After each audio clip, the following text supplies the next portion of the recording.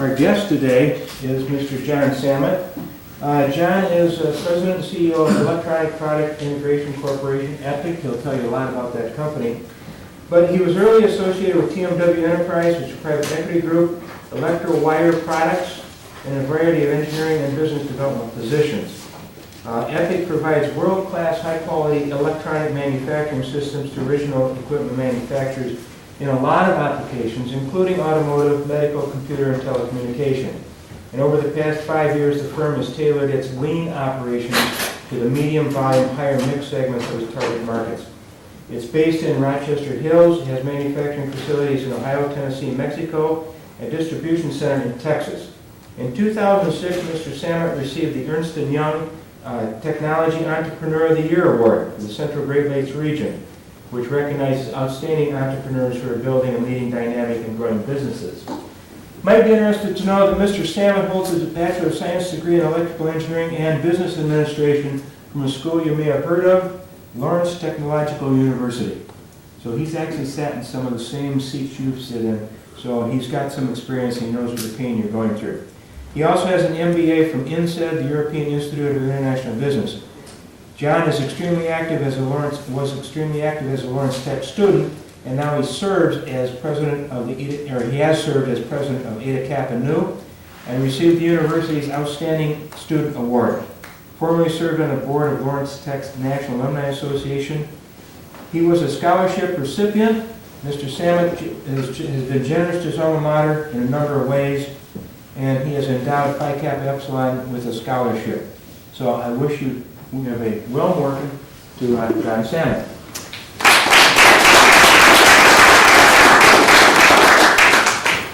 I appreciate the opportunity to speak with you about entrepreneurship. Although I didn't sit in these exact seats, this building was constructed since I graduated, but certainly shared the old engineering building, which we're talking about with university advancement is in dire need of upgrade, and I'm excited to hear that about their plans to add on to that and continue to develop the program. Excited about the fact that Lawrence Tech has continued to develop as a university since I graduated in '88. Just wanted to share with you a little bit of my background, talk to you about the industry that my company is in, which is electronic manufacturing services, give you a bit of an overview of the main areas of the business, and then talk about private equity investors, the backers of our business, our shareholders. In terms of my background, Greg mentioned I finished double E in business degrees in '88 here at Lawrence Tech. I actually worked in automotive industry at Ford doing internships while I was at Lawrence Tech, and then did their Ford College graduate training program with rotations in 4 different areas, starting in engineering and product planning, marketing, and corporate strategy. Started doing some entrepreneurial things shortly thereafter. Started a water sport rental business in '89. That's when jet skis were just starting to come around, and from the stand-up sort of jet skis to the wave runner type. And I went on vacation, rented one, and I was excited about it. They were just, like I said, coming to the market. I saw that they were a lot of fun, and at the price point, they were coming in about $3,000 per unit at that time. As I said, I was on vacation, quickly did some back on a napkin math and figured out that I could buy these things on a credit card and make the payments through renting them. And within a few weeks, a couple friends and myself bought 6 of these things, put them on a lake, started renting them, and that was kind of the introduction to entrepreneurship at the time. Kind of jumped in and figured out how to make it work. We realized that in this region, of course, in order to keep the cash flow going, we had to figure out how to rent them in the winter, so we sent them down to Florida and in Coconut Grove, set up another location, and then just kind of kept it going. But anyway, that was kind of getting my feet wet into entrepreneurship. Started doing some real estate investing. This is again while I was working as an engineer. Did a real estate license in the evening just to kind of understand what it was about. Started selling through Century 21 so I could do some transactions, learn what the process was about, and then started doing some real estate investing on the side. All of that was again just kind of getting the entrepreneurial juices going. I just was excited about the business world, even though I had studied engineering. I felt that engineering was really more or less an education in problem solving. It wasn't really about designing products or vehicles. It was how do you solve problems in different environments quickly. And so I never really saw it as, working in a cubicle designing something.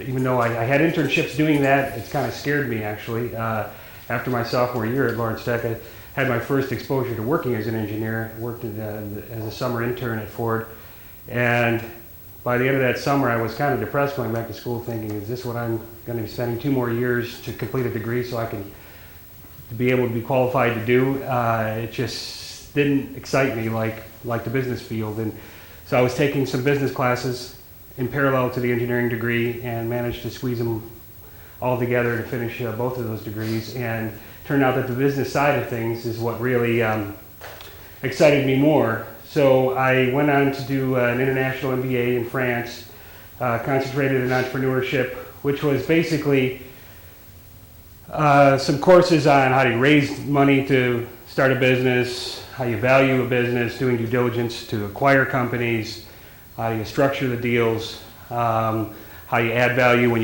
you acquire the business, what you look for in terms of your exit strategy to actually get a return on the investment you've made, and those sorts of areas. And when I graduated, I went to apply that knowledge and the experience I had gained, again, from my engineering background, working for an automotive supplier that wanted to do mergers and acquisitions in Europe. Spent about 6 months researching different acquisition opportunities in Germany, and then we acquired a company, and I spent about 2 years responsible for that company under Electrowire.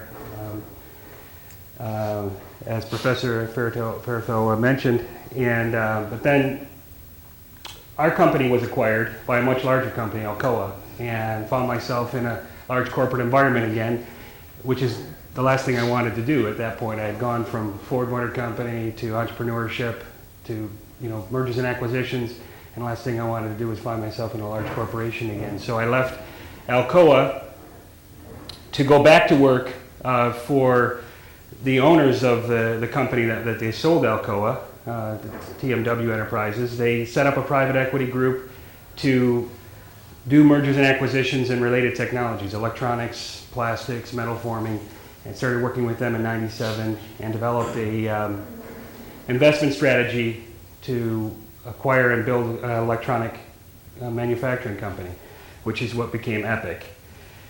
And since '98, basically focused on the EMS industry, which stands for Electronic Manufacturing Services, contract manufacturing, and building up the platform company Epic. The way that industry works, as you may be aware, in the market dynamics in the mid-'80s, lots of the OEMs that have electronic content in their products were vertically integrated. That means they assembled their own circuit boards, they designed their own computers, their own electronic content, took responsibility for all of the functions in designing, developing, prototyping, manufacturing, and full volume integration. And the industry took off quickly. Electronic content, as I'm sure you're aware, proliferated into every kind of industry there is. And they started to look for other contract manufacturers, other companies to outsource the assembly of the circuit boards. And when they started to do that, they started looking for companies that would do build to print. That means that they would design the product, they would give you all the specifications for it, you would basically just assemble the circuit board. Then in the mid-'90s, they started to look for more competency in those partners, those assembly partners. They wanted them to do things like design for manufacturability, design for test. Turnkey, that means that they would be responsible for their own materials. We would source the components. We would put the components onto the circuit boards, manage the supply chain.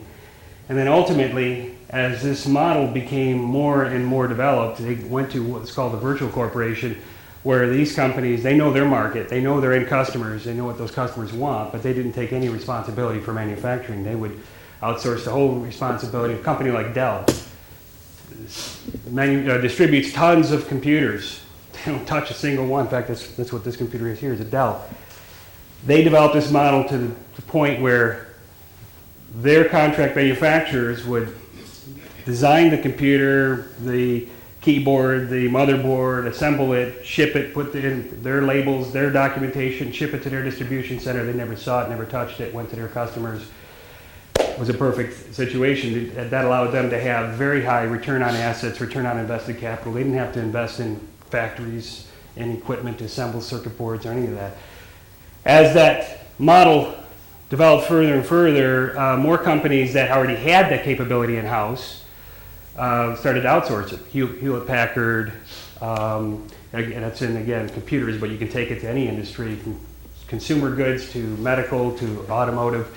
They discovered that, if they're outsourcing, sheet metal stampings, if they're outsourcing molded plastics, why wouldn't they outsource a circuit board? It's no more, distinction to them. It's no more of a competitive advantage to them to have that capability in-house than it would be for them to have any other capability. They can outsource it. They can have a supplier do that for them. So thus the EMS industry evolved and grew rapidly from the late 80s, early 90s, where it was just becoming a term, EMS. Started off with a few $1 billion a year in revenue to where today it's almost it's 140 billion in revenue, and continuing to grow. There was a dip in the early 2000s after the sort of bust, the technology bust, but since then has continued to grow and is projected to continue to grow based on the proliferation of electronics and also just this outsourcing trend. The outsourcing trend continues to feed the industry because this gives you a feel for how much of the electronic content is produced outside by EMS providers versus in-house by the OEMs. And so even if the overall volume in consumer electronics is down, the volume in EMS is up because they're getting more of a share of the OEM's electronic content. They're producing more and more of them.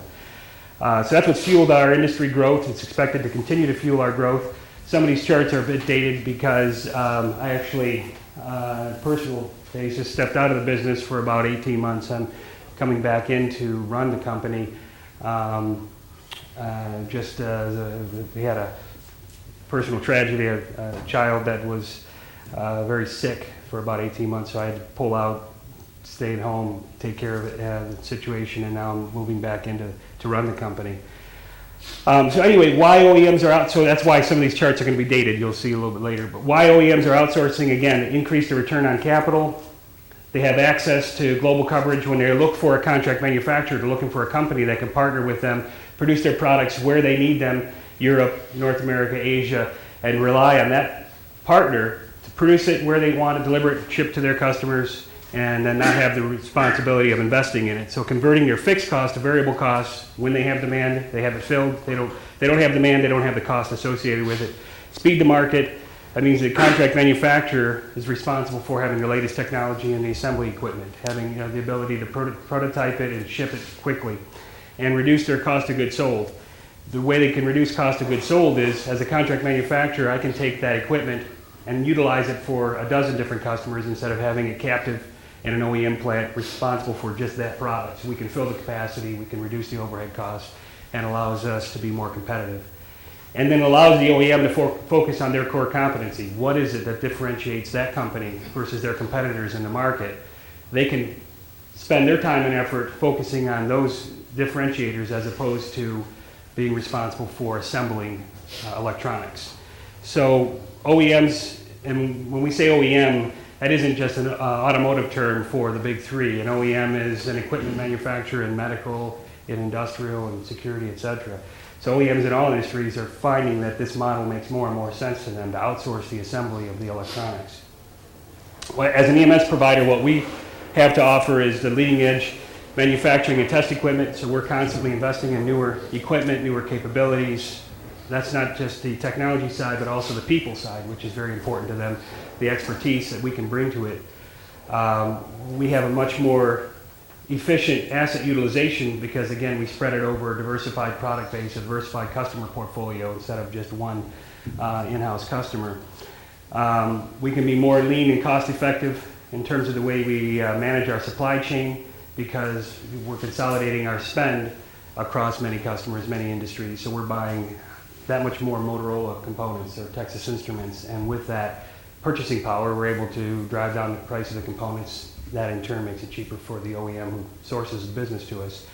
And again, greater asset flexibility. That means that if the demand, for whatever odd reason, for their given product is low, they don't have to have that factory or that equipment sitting idle. They can utilize their assets elsewhere and invest elsewhere. So all these things enable this model to work for OEMs and for EMS companies. In terms of our industry, it's like a lot of other industries, very fragmented. As I mentioned, 15 years ago, there wasn't a single company in our industry that was really over even $1 billion in revenue. Now there's a handful over, really it's over 10 billion, 7 to 10, 1 to 5 billion. We're in the mid-tier with 250 million or so. There's another 10 to 15 in that size. Still hundreds, if not thousands, under 100 million mom and pop shops assembling circuit boards with a surface mount line or a through-hole equipment. So the industry is evolving, it's consolidating, lots of mergers and acquisitions taking place as it gets more sophisticated, as this industry grows. Electronics sounds like on the surface to be very high tech. In reality, this industry has, in terms of contract manufacturing, is very much in its infancy. It's really only started 10 to 15 years ago. That is companies like us, ourselves, getting the expertise to assemble other people's products and applying it to multiple industries. Our company profile, we focus on higher mix, medium volume contract manufacturing. We're sort of a specialty manufacturer, as opposed to a real high volume consumer goods manufacturer. Most of those companies have transferred their production offshore to Asia, low-cost regions. We do turnkey manufacturing. That means we do prototype, design, development, box build, order fulfillment. That means in some cases we ship our customers' product onto their customers. About 250 million in revenue, 2,500 employees. Our claim to fame has been lean manufacturing. We found a way to be competitive in an industry that has gone further and further offshore to low-cost manufacturing centers. And the way we've been competitive is to focus on lean assembly techniques, and I'll touch on those in a high-mix environment. So where our industry has actually been in decline in North America, those revenue numbers I presented earlier were where the revenue occurs, not necessarily where it's manufactured. Where the manufacturing occurs, in most cases, in a lot of cases, it's either in Mexico or in China. We found a way to not only stay in that industry in U.S. and in North America, but to be competitive, to grow, profitable, and been very successful by applying lean techniques. We put this slide together as we were raising capital to continue to finance the company's growth. I'll touch on later that we were actually able to attract a private equity group a couple years ago that invested significantly as we continue to grow the business. The key for us as a differentiator in the industry was it's really all about the management team. When I was putting together the strategy to launch the company and build the business, first thing I did was think of the people that I knew that were the most competent in their particular areas, in assembly, in materials management, in marketing. And one of the things you find as you get out in the industry, they're actually few and far between. When you think about the people that you did projects with and when you're out working that you had shared responsibility with over extended periods of time, a few handouts will stand out for you. A few standouts will really ring a bell for you when you're looking to build a company. Those are the people that you want to attract. It's all about having the most capable and high caliber team you can find. No different than, baseball. New York Yankees going and finding the best players they can get, spending whatever it takes to get them on their team, and surprised they turn out to be winners. It's pretty simple at the end of the day, is to find the best people you can get, recruit them, so you attract them, retain them, incentivize them, and they take care of the rest. We've been a very profitable company, focused on the right customers, and we've continued to grow through organically and through acquisitions. This is the sales trend of the revenue of the business. When I started it in 98, actually it goes back a little further than that. It was $3 million in revenue. So it kind of predates when we put this material together. And that year, in 98, it was $3 million. Then we acquired a company in Ohio that was on the brink of bankruptcy. It was doing about $20 million in revenue. And in 99 and 2000, we turned it around. And since then, we've continued to grow it rapidly and successfully, as I'll touch on, and focusing on the right industries. The key in terms of growth, though, is more than the sales. The top line, it's profitability. That's what our investors are looking for, return on their invested capital, and what we as a management team are looking for. This is one of the data charts. Again, I haven't been responsible for running the day-to-day operations for about 18 months, but it's actually stayed in that general range, unfortunately. It's kind of, as we say, gone sideways for a couple of years. It's in the 20 to 25 million in earnings before interest, tax, depreciation, and amortization. EBITDA is a metric that most companies use to approximate cash flow. So that's roughly where the profitability of the business is. This is give you a feel for the organization. We have a board of directors that consists of representatives of our shareholders. We've raised private equity investment from two different professional investment groups, and the chairman is a representative from one of those investment groups. I went and recruited the top operations guy I could find in the industry. It's German who knows lean manufacturing inside and out. He was working at Alcoa when they acquired our company in 95. So again, when I was thinking about starting a business, the first name that came to me was somebody who knew lean manufacturing and knew electronics really well. And he brought his entourage with him, and he built a core team, a technology team. I went and got the guy who was responsible for purchasing for Visteon. They were buying, I don't know, I'm going to say somewhere around 10 billion a year in components at the time, and we were buying 20 million. So it was a little bit of a step down. We were able to attract the highest caliber guys we could find in each function. We got the person responsible for business development from one of the top competitors in our industry. It was very successful. He was running a $500 million account, and we recruited him to head up our sales and marketing team, and a CFO that had 20 years of experience in manufacturing. So that became our core team. And I don't know how many of you are familiar with the story, Good to Great book. But it talks a lot about a lot of the things that we did, actually. We discovered the book 3 or 4 years into this platform strategy. And one of the concepts is, recruiting level 5 players. You don't really even have to figure out what position to put them in. Get them on the bus, and they kind of figure out for themselves what's the right fit, what position. You just know that they're outstanding players, and that they'll make it work. And between them, we'll develop the concept, refine the strategy. You almost don't even have to tell them where to go. They kind of figure that out as well. You just get the right people on the team, and then motivate and retain and incentivize them.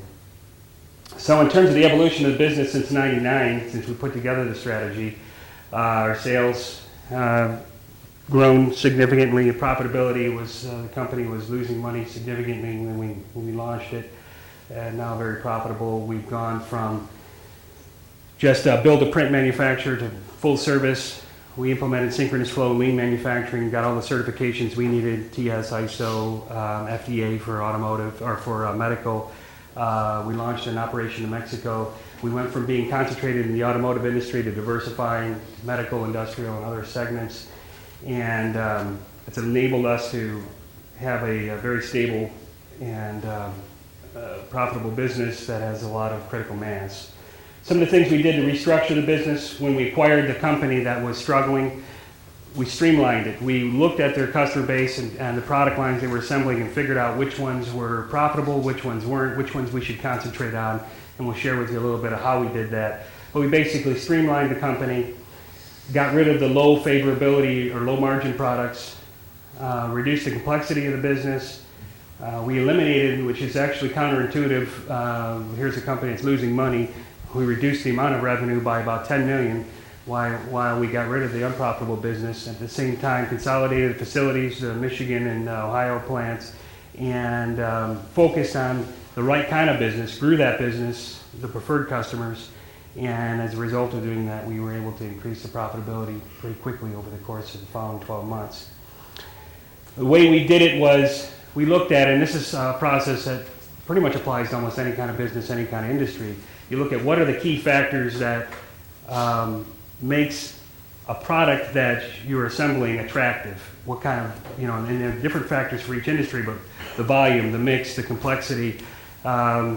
These are things that we brainstormed as a management team and said, if we're looking at products that we assemble, how can we distinguish and determine which one is a good product for us that we're making money on, which one is one we're not. It's not always as simple as, running the numbers. You want to look at all the other intangibles. You look at, it may be that it's not profitable today, it may be because we don't have enough of that business, but it's the right kind of business. It's low complexity, it's easy for us to assemble. If we had more of it, we'd make money. So we put together this matrix and we scored it. We put a factor, a multiplier, and we gave it a score, what they call a Pew matrix, 2, 5, or 10, so we can give it a quick and easy score. And we were able to figure out fairly rapidly which were the customers that we wanted to focus on, what we call the preferred customers. And then we immediately, as these numbers jumped out at us, the ones that had the higher favorability score and the higher throughput dollars or value add dollars became the right kind of business. The ones that were in the bottom left quadrant immediately jumped out at us as these are the customers that we just got to get rid of quickly if we're going to make the business profitable, if we're going to streamline it. Then we had other business that we said, we like this business, but we need more of it to be profitable. So we kind of gave up the upper out speech, said, we need to have all of your business or more of it if we're going to be remaining a partner for you. And in some cases, they had more business. Other cases, we could move them into the right quadrant. Other cases, they didn't. So we had to simply agree to part ways, to give them an end-of-life production run and let them figure out another supplier that would do their work. And then we had other business that we didn't like at all, but we had a lot of it. How could we make money on it? We decided to premium price it and then kind of develop an exit strategy. So over the course of 12 months, we streamlined the business, focused on the right kinds of customers, grew the revenue with them, got rid of the revenue with the ones that weren't profitable, and we turned it around. We learned quickly from our board at the time that even though it was counterintuitive to us, we had two facilities. We had in Michigan and Ohio, where we developed a plan that we were going to become, a national EMS provider in our niche business, and we were going to have multiple locations. And we said, we're going to really confuse our supply base and our customer base and our employees and so on if we consolidate. Here we are, we're just getting started with two plants, and we have different capabilities. We want to keep growing, and our board pretty much said at that time, well, you're not making money, and at the moment, you're not going to be able to make it to the strategy of regionalization and growing globally.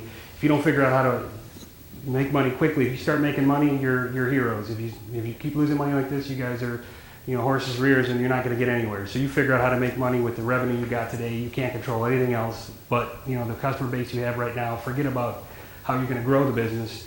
Just figure out how you're going to make money with the business you have. So it made it pretty simple. We consolidated, we put the strategy together, we cut back the amount of revenue we had, and we were able to focus on the right business. And then over time, it started to grow, and then we could expand. Then we launched Tennessee, and then we launched 2 factories in Mexico, and business has been booming ever since. So that's our plant in Norwalk. It's near Sandusky. We acquired 2 facilities out of Siemens Manufacturing 2.5 years ago, and one that's near Cincinnati, and the other one is in Tennessee. We set up our own distribution center in Texas, close to the manufacturing center in Mexico, where we launched a greenfield plant in 2002, and we acquired a plant from Philips Consumer Goods in 2005. That's kind of the mix today. We're also in the process of evaluating opportunities in East Europe. We have a joint venture in Romania, and we're about to acquire that, and we're working with a customer to acquire their facility in China. The things that we did to become successful, in a market that was contracting, is again focusing on lean manufacturing. We standardized plant operating review metrics. We figured out what were the important metrics to manage the business and the operations across multiple customers and products. And we implemented synchronous flow. That is, we set up a cellular-based layout so that we could use this capacity for multiple customers, any product, any line, anytime, whenever it's open. And we just set it up more flexibly. We focused on setup times. In our industry, people are typically setting up a line and running it full bore for a whole shift or hours. And we're in a low volume, high mix, so we can't afford to do that. So we had to focus on how do we get from a 2-hour setup time. If we're going to change setups multiple times a shift, we're not going to have any time to run if we can't figure out how to do this quickly. So we focused on setups. We were able to reduce it from over 2 hours to less than 15 minutes. Gave us flexibility. With that, we increased our first pass yields because if you have a problem, you discover it with a small batch, and instead of having a large batch that you had problems with and have to rework and retest. We were able to reduce our cycle times from several days to less than a shift to really a few hours. And that became very compelling for our customers. North American customers in the right segments that have high mix, low volume products want that kind of service. We went from an industry that was requiring a fixed schedule from those customers of 4 to 6 weeks, sometimes as many as 8 weeks. We went down to 4 weeks, to 2 weeks, to a week, to 3 days, to really a day now. We get a schedule today for what they want shipped tomorrow, and we're giving it 99% on-time delivery. That becomes incredibly competitive, very compelling for those customers. Situation where that's something like these companies in China can't compete with. I mean, they've got 4 weeks on a boat. There's no way they can compete with 24-hour turnaround. But that's the only way a company in our industry is going to be successful. If you're going to require a customer to have 4 to 6 weeks of a fixed schedule, they might as well have the product on boats. I mean, they have no advantage to buying it from you locally. So we were able to do this, and it really increased the customer loyalty, the bond that we had with those customers. They're not going anywhere, and as a result, you start increasing your pricing, increasing your margins, and again, it just fed on itself.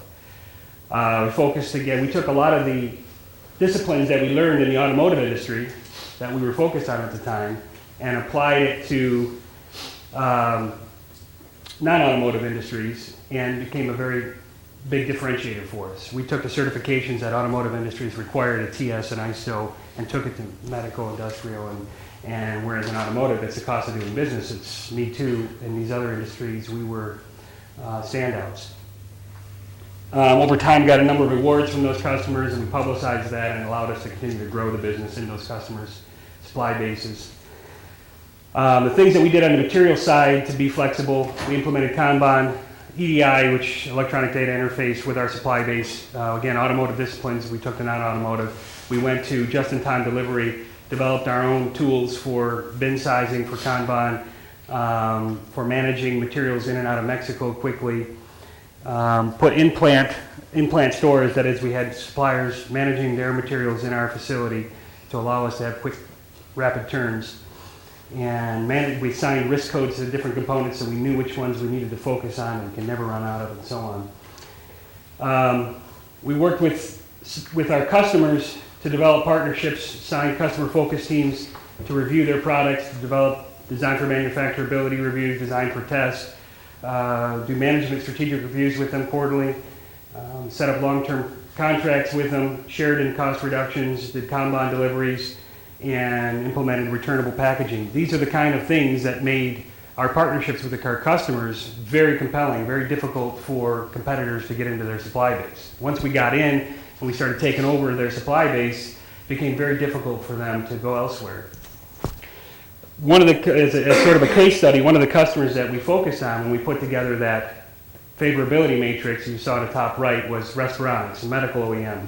We went to them and said, what is it that you guys are looking for in your supply base? How can we become your primary provider? And they said, we want a supplier that's going to reduce the PPMs, or this is basically quality metrics, defects per million, parts per million, quality issues. We want to see reductions of over 50% a year. We want to see high on-time delivery. We want to increase our inventory turns. So we want somebody that's going to deliver flexibly for us and drive cost reductions for us. So we put together this customer focus team, basically reviewed and attacked their product line, their product manufacturing requirements, and over time, over a 3-4 year period, we took their PPMs from 70,000 down to less than 1,000. So again, an order of magnitude, while our volumes increased significantly. So our revenue is going up, our thousands and thousands of products, and this is products per quarter, from 20,000 to 80,000, while our defects were plummeting. On-time delivery we maintained. Again, that's why we went from 6 to 8 weeks fixed schedule down to 2 days, and we took their inventory turns.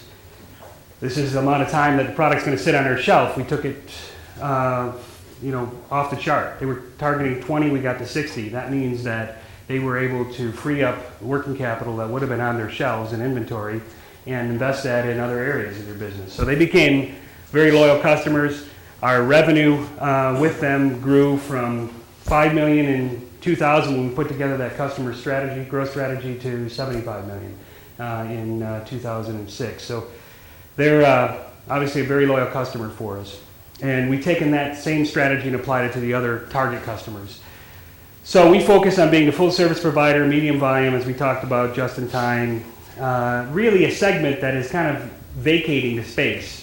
Our industry has become focused on the high volume consumer products, and very few of the mid-tier companies have been able to make the model work. A lot of them have gone out of business in the last down cycle in the electronics industry. They've gone either bankrupt or acquired, consolidated facilities, and we've grown rapidly.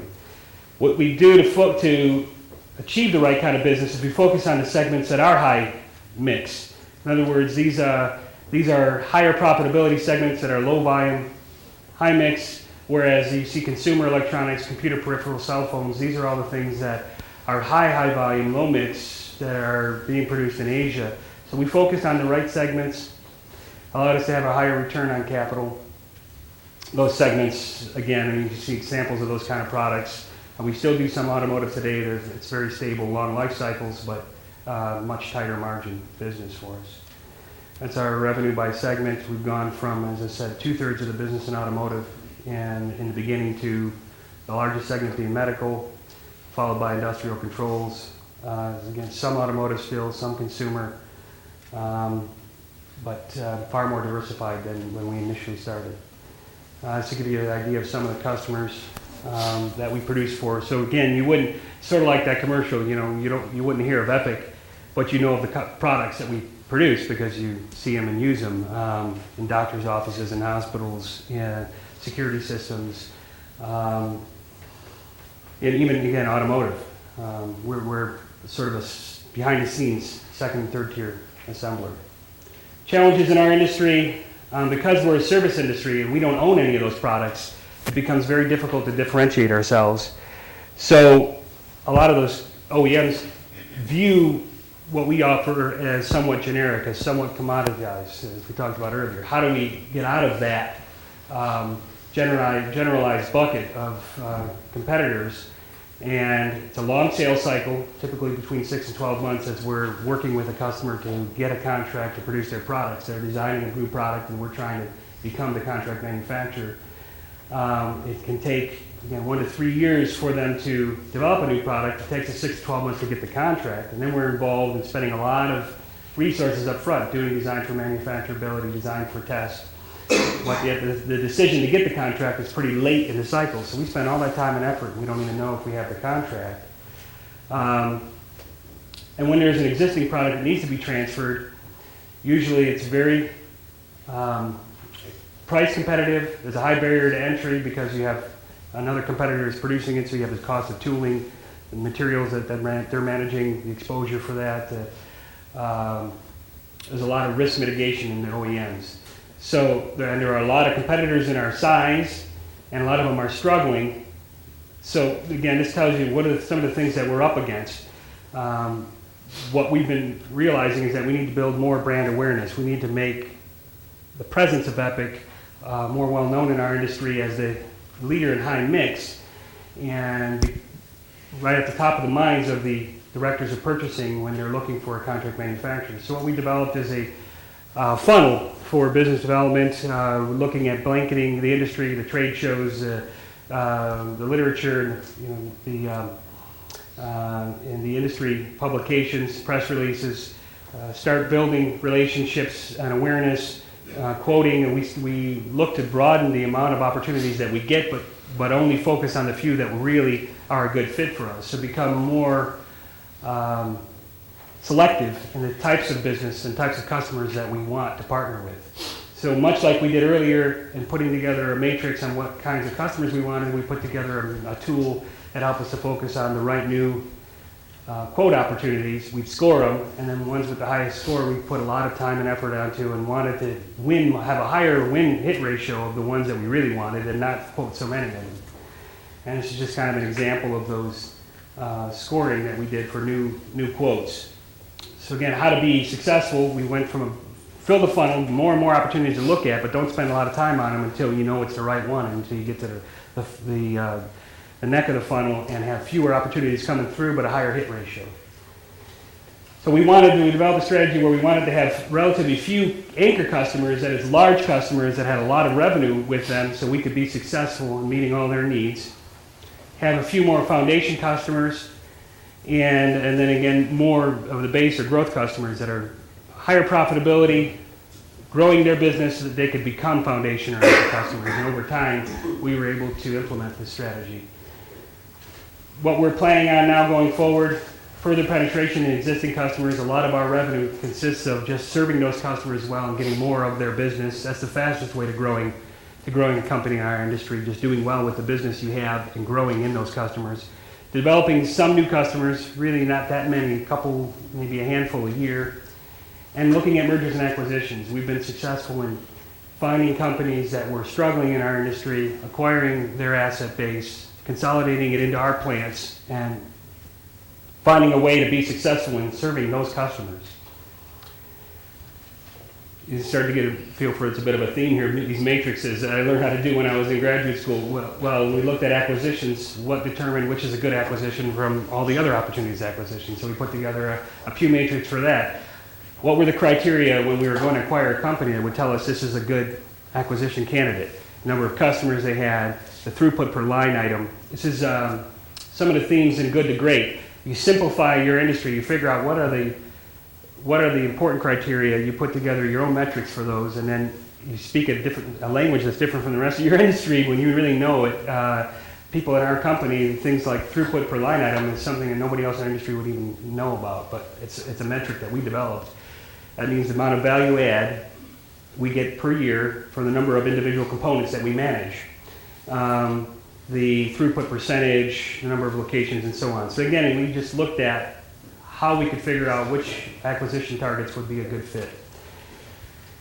So in terms of our performance relative to the industry, again, we just focused on how we could be better at the same thing for our customers. Our cash conversion cycle means when we invest in materials to we get paid by our customers. Obviously, the faster, the more profitable we're going to be. We had the second lowest cash conversion cycle in the industry. Inventory turns, in order to have fast conversion cycle, you had to manage your inventory well. You had to be able to turn it quickly. We had the highest turns in the industry. We had the second highest gross margin in the industry, and the highest profitability, which is EBITDA over revenue percentage in the industry. And then a metric we came up with called quality of earnings, which is the EBITDA, the cash flow, over the depreciation and amortization, which tells you that we're not investing that much. Of the EBITDA, only 10% is going back into depreciation and amortization. 90% of it is return on invested capital to our shareholders. So that's something they like. Going forward, again, we're just publicizing more, getting out in the industry, getting our awareness out there. We recently were awarded and recognized in the industry Surface Mount Technology Vision Award. 21 companies were nominated. We won in our segment 3 out of the 5 categories. We won a Vision Award for our Surface Mount Technology for our lean manufacturing processes. We won 3 out of 5 categories: technology, dependability, delivery, and responsiveness. This is a different award, a service award from our customer base. They went and surveyed customers across the industry from a bunch of competitors, and we had the highest scores in our segment. As mentioned earlier, we got the Entrepreneur of the Year Award for technology in Great Lakes. Again, in a region that is depressed, so to speak, in technology, we're finding a way to be successful and grow the business rapidly. How we're doing that, focusing on broadening and deepening our customer relationships. We're now looking to expand the footprint globally, Europe and Asia. We want to combine regional customer service with the global fulfillment, so we deliver it where they want it and when they want it, but service them locally. Leading edge materials and flexibility. Again, staying focused on the right industry segments is very important in our industry. You can spend a lot of time and effort with the wrong customers and you're going to get nowhere. And then maintain a reputation of being easy to work with. Those customers have choices like any other business, and we want to make sure that they choose us to work with us because they like working with our company. We think that the niche segment that we're focused on is underserved globally. We've found that we've been very successful in North America. We think longer term in the EMS strategy, the demand in North America is going to be filled in Mexico, the demand in Europe is going to be filled in Eastern Europe, and the demand in Asia is going to be filled in China, as opposed to producing in a low-wage country and shipping it elsewhere. We think it should be in the region that it's consumed. So we've been successful in implementing this strategy in Mexico for North America. We think that the same is going to be true in Europe and Asia, and we're working with our board to implement a strategy to do that over the next year. Again, what we think that the differentiators for us has been lean manufacturing. This is something we put together when we were looking for the private equity investors to support our growth. We have a platform that we think is scalable, that we can continue to grow as we do more mergers and acquisitions. And then once you do that, the key is how do you get the return back in terms of an exit strategy. We think that as a very successful tier 2 manufacturer, we would be very attractive to the large competitors in our industry that are offshore, allow them to increase their return on investment by having a very profitable and highly focused tier 2 company within their mix. The public companies in our industry have been doing fairly well. The ones that are successful have high multiples, which allows us and them to pay a higher multiple for our business. And we think it would be a very attractive also liquidity event for financial buyers or other strategic companies to acquire Epic, and that's our strategy would be to sell the business within the next 3 to 5 years. We're targeting to get to about $500 million in revenue. But in 2004, as we were looking for investment capital to continue to grow the business rapidly, we looked at about 20 different private equity groups. We narrowed it down to a handful. We ended up picking CIBC out of Chicago. They're in an industry that does just this. So they invest in growing companies like venture capital, but they've gone from venture capital to from startups to manufacturing companies that are growing rapidly. This gives you a feel for the amount of money that they're investing. They have about 40 different companies they've invested in. High return on assets or return on invested capital, 49%. They look at a few targeted industries to invest in. They typically put about 15 to 75 million in investment to work on any given company. They're looking for very profitable businesses that have a strong management team. They're not allowed to manage the company. They're just out to find good, successful businesses to put their money to work at and then have it give them a return. So these are the industries that they're invested in. We fell under this industry, this sector for them. And when they were looking at our company, their investment thesis was leveraging their prior experience. They had experience in other electronics and a circuit board assembly or circuit board manufacturing side. Felt we had a strong management team, that we had a good lean manufacturing system. We had strong customer relationships. They interviewed our customer base, and we had a good opportunity to continue to grow the business. We were able to show double digits year-on-year growth, and we're expecting to continue to do that. So that's what gave them the confidence to invest in our business. They paid. You can see in '98 when we launched it, we took about $3 million of investment capital to start it, to buy some equipment and get the business started. In 2004, when they came in, they paid $80 million for 60% of the business, with a goal to sell it within the next 3 to 5 years. We're hoping to get about $200 million in terms of a purchase price in that period of time. So far, we look to be on track to do that. That would allow them to get a return, even though it sounds like going from 80 million in value to 200 is not a high multiple. It actually is, because again, it's sort of like real estate. You're buying it for 80, you're not putting down 80, but they put down 20. They borrowed the rest. So on the 20, if it goes, the business goes from a value of 80 to 100 or to 200, they're gaining 120 on an investment of 20. It's 6 times their investment. We're hoping to get at least 4 to 5 times, ideally 6 times their investment in that period of time. As a management team, when they did that, when they put in the 80, we pulled out significant amounts between myself and the core management team. We pulled out, I'm thinking about 20 million. We had to reinvest about 8 with them because they wanted to see that we were committed. And we're hoping to get 4, 5, 6 times our investment, our rollover investment over the next 2 to 3 years as well with them. So I mean, it's win-win. They get a big return. We do. We pulled our risk off by bringing them in 04, and we're hoping to pull the rest of the chips off, so to speak, in the next 2 to 3 years.